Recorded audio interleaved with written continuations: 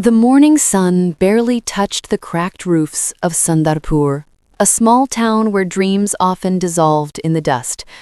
Among the narrow lanes, a 12-year-old boy named Arjun pushed an old wooden cart filled with glass bottles. His small hands were rough from work. His feet, always bare, knew every stone of the street. Every day before sunrise, Arjun collected used bottles from the neighborhood trash and sold them for a few rupees to a scrap dealer. His mother, Meera, had fallen ill months ago. His father had left years ago, chasing a better life in the city, one he never sent back. At night, when the world slept, Arjun sat by his mother's bedside, whispering stories to distract her from pain. He dreamed not of toys or sweets, but of medicine, food, and rest for her. But life, as it often does, demanded more work than dreams. One morning, as he was sorting bottles, Arjun's eyes caught something unusual. A crumpled magazine page lying on the ground. The headline read, "The Man Who Built His Fortune from Nothing." It was about a businessman who once sold tea on trains. Arjun's heart raced. If he could build something, maybe I can too.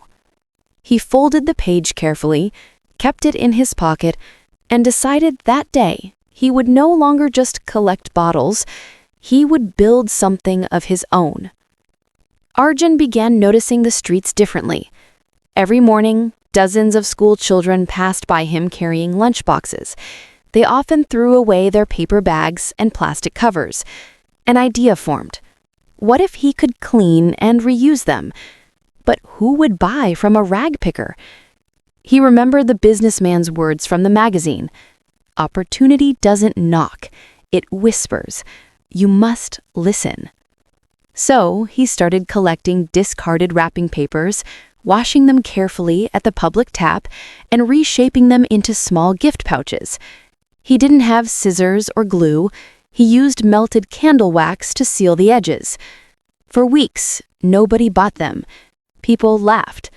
"What will we do with this dirty paper, boy?" "Go sell bottles. At least that's work for your kind." He didn't reply. He just smiled and kept working. One afternoon, a young teacher from the nearby school saw him making the pouches. She stopped and asked, "You make these yourself?" "Yes, ma'am," he replied shyly. "They're clean. You can use them for gifts." She bought 5. It was just 20 rupees, but to Arjun, it felt like gold. That evening, he placed the notes in his mother's palm. For the first time in months, Meera smiled. "You've found your light, Arjun. Don't let anyone blow it out." Word began to spread.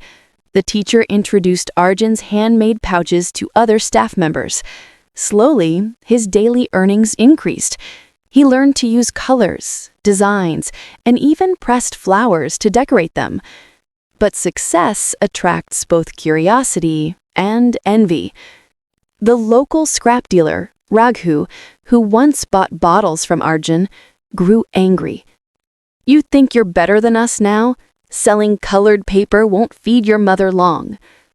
One night, Raghu and his friends vandalized Arjun's small shack. They tore his paper, scattered his tools, and shouted insults. When Arjun returned, everything he had built lay in pieces. For a long moment, he just stood there, fists trembling, eyes burning. He wanted to cry, but then he looked at his mother's photo on the wall. "If I give up today, I'll stay broken forever." He spent the whole night cleaning, gathering scraps again, and repairing what he could. The next morning, he went back to the market with twice the courage and half the supplies. That day, he sold nothing, but he stood taller than he ever had. Weeks later, fate brought him a stranger. A man in a neat shirt, carrying a camera, was wandering the market. He was a journalist, covering stories of small-town entrepreneurs. He noticed Arjun's stall, a small wooden board that read, "Dream Wrap, handmade with hope." "Who runs this?" the journalist asked. I do, Arjun proudly replied. Would you like to buy one? The journalist smiled. I'd like to buy your story instead.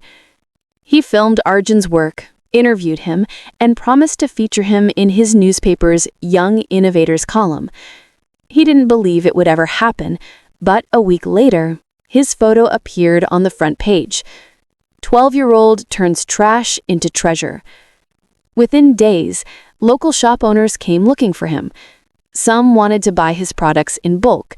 Others wanted to meet the boy with golden hands. Arjun was overwhelmed. He couldn't make enough pouches alone. So, he did something remarkable. He invited other kids from poor families to join him. He taught them what he knew and divided the earnings equally. Dream Wrap became a small movement. Months passed. Arjun's mother's health began improving with better medicine. The small team of children worked every day, singing songs while they folded paper. They started experimenting. Greeting cards, decorations, even recycled notebooks. Soon, a non-profit organization took notice. They offered Arjun mentorship and a small grant. With that, he rented a small workshop, bought tools, and hired more helpers. He was only 13 when Dream Wrap became an officially registered small enterprise. But success never comes without sacrifice. Arjun worked late nights, slept little, and often skipped meals to afford supplies. His hands were always covered in glue, but his eyes, they glowed with purpose. People began to address him with respect. Even Raghu, the scrap dealer, stopped by one day, silently watching. Finally, he muttered, "You've done well, boy. Better than all of us." Arjun smiled and handed him a pouch. "You helped me too," he said kindly. "You taught me to be strong." Raghu's eyes welled up. He left without another word. When Arjun turned 15, tragedy struck again. His mother's condition worsened suddenly. The doctors said she needed surgery, one that cost more than all his savings combined. He ran from one hospital to another, pleading for help. The journalist who once covered his story helped raise awareness online. Donations started pouring in, but the deadline was short. One night, as Arjun sat outside the hospital, head buried in his knees, a voice spoke from behind him. It was Mr. Khanna, the same businessman from the magazine article that had once inspired him. The journalist had sent him Arjun's story. Mr. Khanna placed a hand on his shoulder. "Son, your courage reminds me of my own beginning. Let me help." He paid the full hospital bill without hesitation. Arjun couldn't stop crying. "How will I ever repay you, sir?"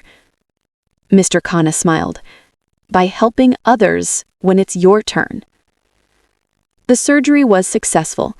Mira recovered slowly, watching her son transform from a barefoot boy into a young entrepreneur. Years passed. Dream Wrap grew, now a company that employed hundreds of underprivileged youth, turning waste into art. Arjun became a national inspiration, invited to schools and conferences to speak about sustainability and perseverance. At one such event, he was introduced as the boy who sold dreams. He walked to the stage in his simple shirt, holding that same crumpled magazine page from years ago. When I was 12, I found this in a pile of trash.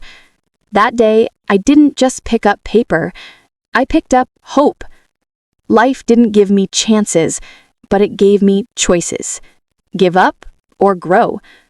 I chose to grow. Today, I'm not here because I'm special. I'm here because I refuse to let pain define me. Every broken moment is a seed. If you water it with hard work, it blooms into purpose. The audience stood in silence. Then applause filled the hall. Arjun looked up at the sky, whispering to his mother, who was now smiling in the front row. "We did it, Ma." The narrator's voice fades in. Arjun's story isn't just about success. It's about belief that every ordinary soul carries an extraordinary fire.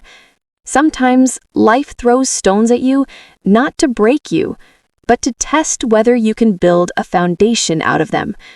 Dream Wrap became a brand known across the country, not for its products, but for its purpose. It reminded people that no dream is too small, no beginning too humble. Because sometimes the strongest people come from the weakest places. Moral of the story: success is never luck. It's built from the courage to start again every time you fail.